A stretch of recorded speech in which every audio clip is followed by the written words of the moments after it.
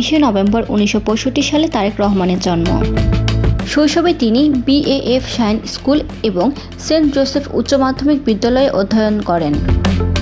তিনি Dhaka residential model college থেকে মাধ্যমিক সম্পন্ন করেন। এরপর তিনি আদমজী ক্যান্টনমেন্ট কলেজ থেকে উচ্চ মাধ্যমিক পাশ করেন। তিনি একজন বাংলাদেশী রাজনীতিবিদ। বর্তমানে তিনি বাংলাদেশ জাতীয়তাবাদী দলের ভারপ্রাপ্ত চেয়ারম্যান। সাধারণত তিনি তারেক জিয়া নামে পরিচিত, যার শীর্ষাংশটি এসেছে তার পিতা বাংলাদেশের সাবেক রাষ্ট্রপতি জিয়াউর রহমানের নাম থেকে।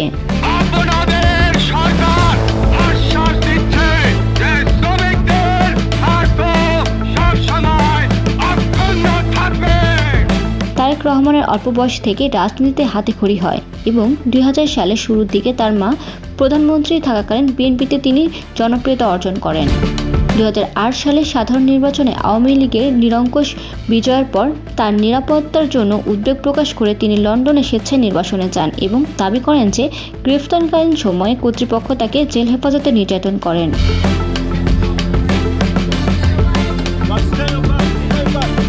দুর্নীতি, ঘুষ গ্রহণ, মানি লন্ডারিং, অবৈধ সম্পদ অর্জন, গ্রেনেড হামলাসহ একাধিক অভিযোগে তিনি শেখ হাসিনা সরকারের আমলে আদালত কর্তৃক দণ্ডপ্রাপ্ত হন।